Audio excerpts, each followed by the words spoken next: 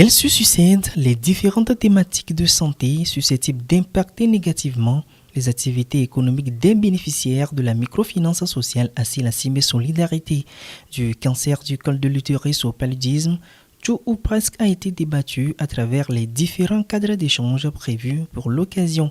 La rencontre de ce 6 juillet 2021 se veut être le 5e.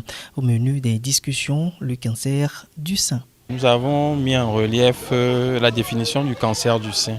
Nous avons eu à parler de quelques facteurs de risque, les facteurs qui peuvent occasionner le cancer du sein chez la femme.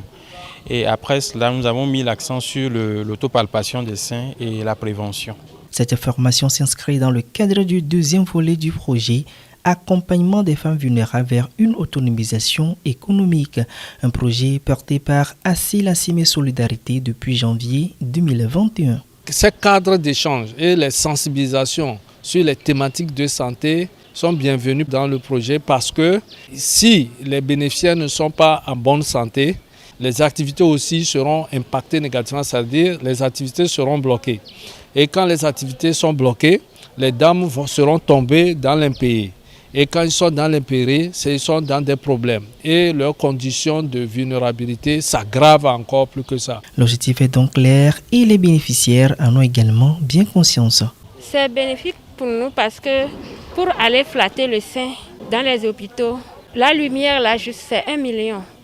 Donc ce que nous avons fait aujourd'hui, si on l'a exécuté à la maison, c'est bon pour nous, on ne peut pas dépenser.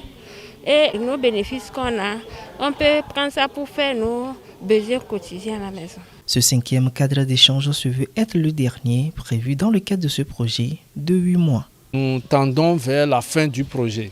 Donc pour ce mois de juillet, nous venons de finir les sensibilisations sur les médias, d'organiser les cadres d'échange sur les thématiques de santé.